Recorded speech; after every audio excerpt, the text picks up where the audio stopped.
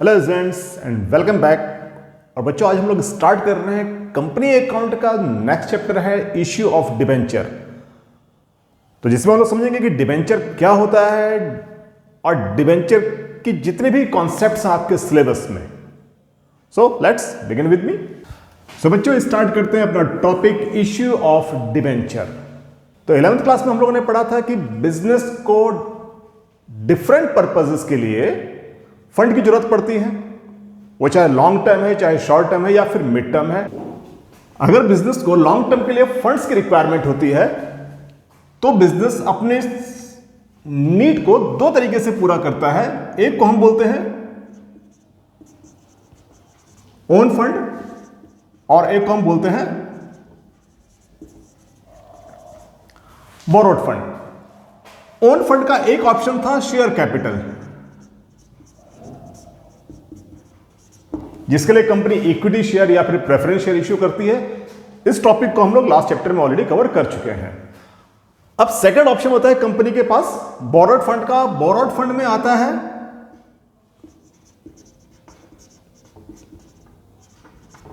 Bank loan, right. अगर किसी business को बोरो करना होता है तो वो या तो बैंक से लोन लेती है, इसके अलावा कंपनी के पास एक और ऑप्शन होता है जिसको हम लोग बोलते हैं डिबेंचर।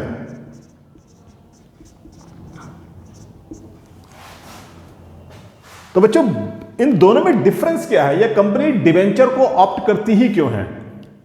अगर किसी कंपनी को बैंक लोन लेना होता है तो बैंक की फॉर्मेलिटीज होती है, बैंक में कोलैटरल सिक्योरिटीज होती है, और दूसरी बात, बैंक जब भी किसी बिजनेस को फंड देता है तो उसकी एक लिमिट होती है। Is that clear? तो कंपनी के पास फिर एक और ऑप्शन होता है, उसको हम लोग बोलते हैं डिबेंचर। तो डिबेंचर एक तरह से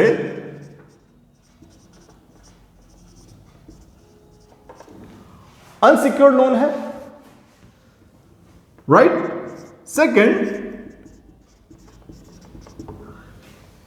डिबेंचर के थ्रू कंपनी पब्लिक से भी लोन ले सकती है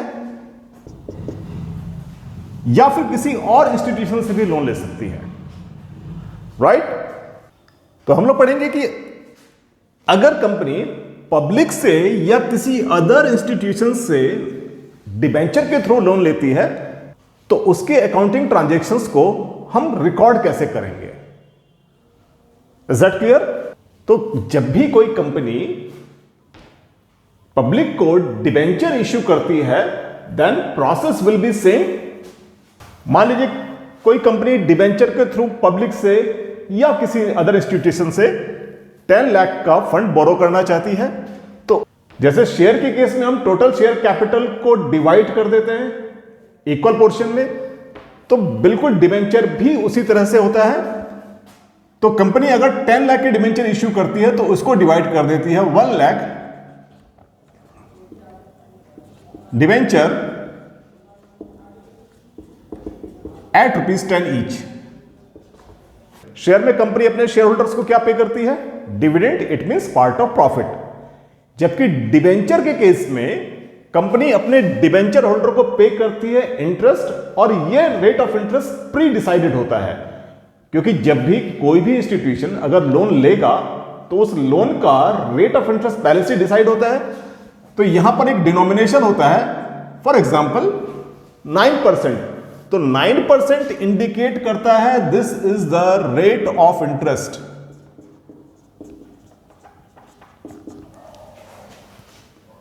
is that clear?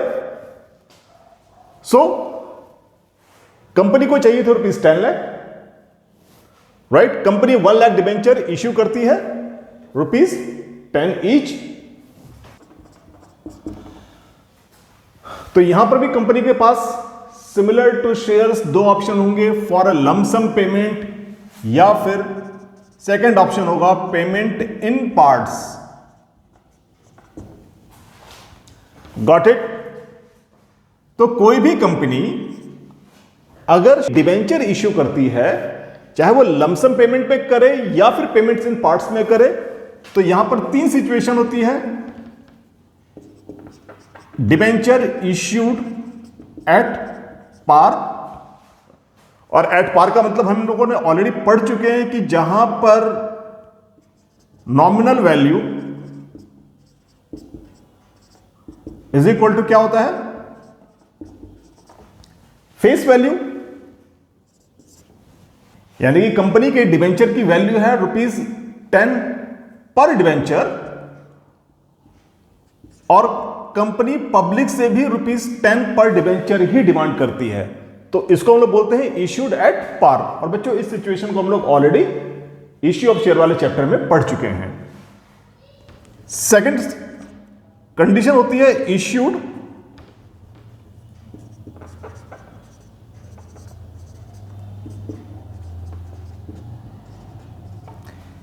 Issued at premium.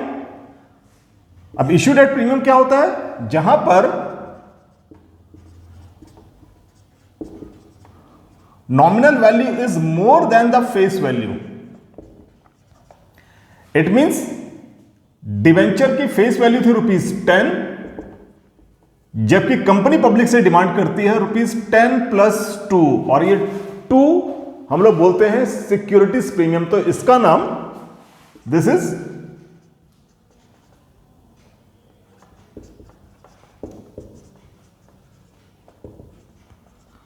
Securities premium. तो ये एक्स्ट्रा अमाउंट हमारे पास इश्यू ऑफ शेयर में भी सिक्योरिटीज प्रीमियम के नाम से था, और यहां पर भी सिक्योरिटीज प्रीमियम के नाम से ही होगा, राइट। अब यहां पर अनलाइक इश्यू ऑफ शेयर एक कंडीशन और हो सकती है, and that is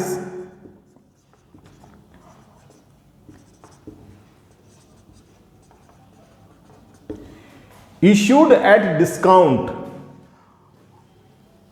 issued at discount का मतलब होगा कि कंपनी की नॉमिनल वैल्यू, नॉमिनल वैल्यू मतलब जो वैल्यू कंपनी पब्लिक से डिमांड करती है, दैट इज नॉमिनल वैल्यू। इस केस में nominal value will be less than the face value. It means company की अगर फेस वैल्यू डिवेंचर की है ₹10, तो कंपनी पब्लिक से डिमांड करती है 10 - 2 यानी कि ₹8, और यहां पर इस ₹2 का नाम होगा discount on issue. Is that clear? तो यहां पर हमारे पास एक सिचुएशन एक्स्ट्रा होगी इश्यूड एट डिस्काउंट की। क्लियर है?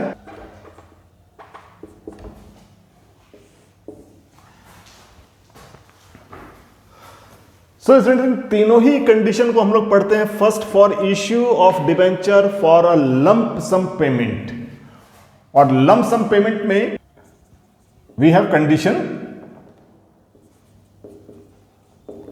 1, it means issued at par. So we have an example, number of 9% debenture है 1 लाख, और एक डिबेंचर की फेस वैल्यू है ₹10।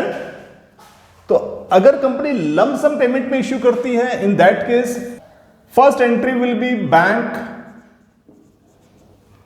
Account debited to, so first entry will be bank account debited to 9% debenture application and allotment account, और हमारे पास debenture है 1 lakh, face value है 10, so it will be ₹10 lakh. तो 10 lakh debit and 10 lakh credit. Narration will be being application and allotment money received, right. और इसके बाद इस debenture application and allotment money को हम लोग ट्रांसफर करेंगे डिबेंचर अकाउंट में। So entry will be in, and second entry will be 9% debenture application and allotment money account debited to 9% debenture account, right? And amount will be ₹10 lakh. And narration will be being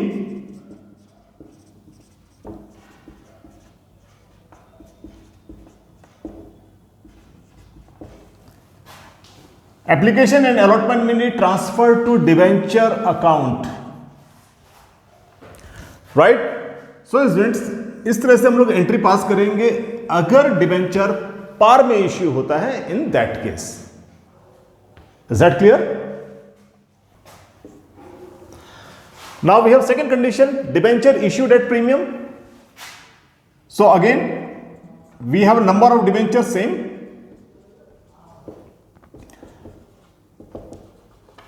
That is 1 lakh debentures और हमारे पास है face value ₹10 और premium की amount है ₹2. It means and nominal value will be ₹12. इस case में first entry होगी bank account debit to 9%. Always remember, आपको ये परसेंटेज मेंशन करनी जरूरी है. ये परसेंटेज है फॉर रेट ऑफ इंटरेस्ट के लिए. 9%.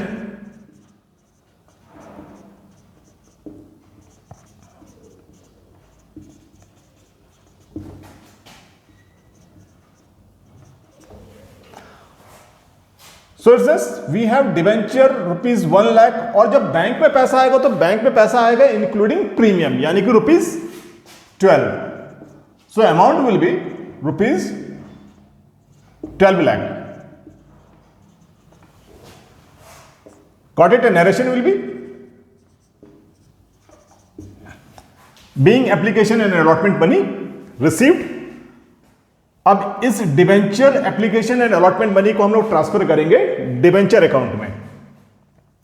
So the entry will B 9%.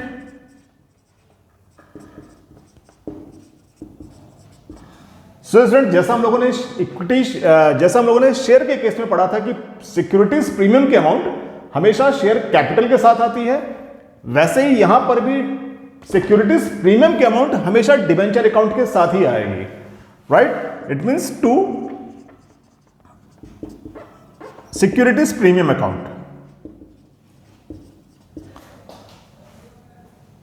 Now 12 lakh rupees will be debit, और यहां पर हमारे पास डिबेंचर है 1 लाख के और उसकी फेस वैल्यू है ₹10 और सिक्योरिटीज प्रीमियम आएगा ₹2.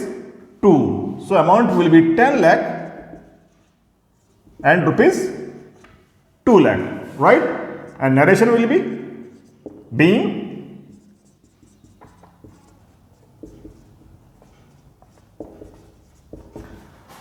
application and allotment money transferred to 9% debenture. तो बच्चों, इस तरह से हम लोग पास करते हैं अगर डिबेंचर प्रीमियम में इश्यू होता है. In that case, got it? So now students, we have third condition, debenture issued at discount. और बच्चों, now we have a similar example, और अगर यहां पर डिस्काउंट है ₹2 का, तो nominal value of debenture will B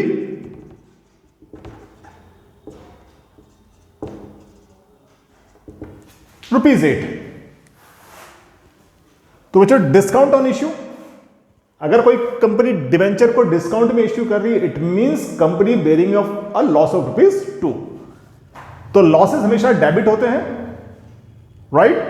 तो डिस्काउंट ऑन इश्यू अकाउंट हमेशा डेबिट ही होगा, फर्स्ट ऑफ ऑल. दूसरा, जैसे सिक्योरिटीज प्रीमियम अकाउंट को ड्यू की एंट्री के साथ ही एडजस्ट किया जाता है, वैसे ही डिस्काउंट के अकाउंट को भी ड्यू की एंट्री में ही एडजस्ट किया जाएगा. Right? So first entry will be bank account debit to 9% debenture application and allotment money account. So students, remember, हमारे पास है 1 लाख शेयर्स और बैंक में पैसा आएगा ₹8 से. It means 1 lakh into ₹8, so it will be ₹8 lakh. And narration will be being debenture application and allotment money received.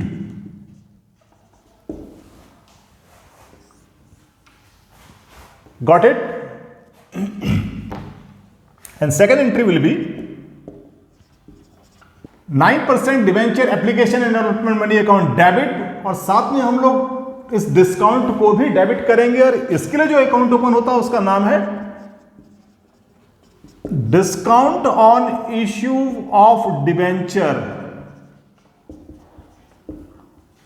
और इसको हम लोग करेंगे डेबिट। सो रिमेंबर स्टूडेंट्स, इसको हम डिस्काउंट ऑन इश्यू भी लिख सकते हैं to 9% debenture application and allotment money. अब बच्चे इसमें अमाउंट होगा ₹1,00,000 इंटू ₹8, जितने अमाउंट से ये क्रेडिट हुआ था उसी अमाउंट से अकाउंट डेबिट होगा, एंड 1,00,000 इंटू ₹2। ₹2 का है discount, so it will be ₹8,00,000, it will be ₹2,00,000,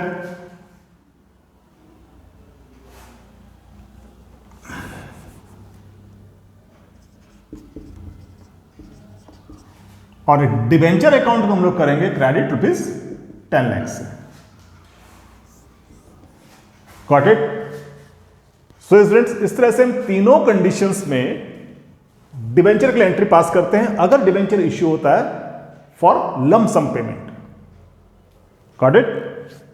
so students, if you have any kind of query और you need any kind of explanation for any topics, then you can write it on your comment section.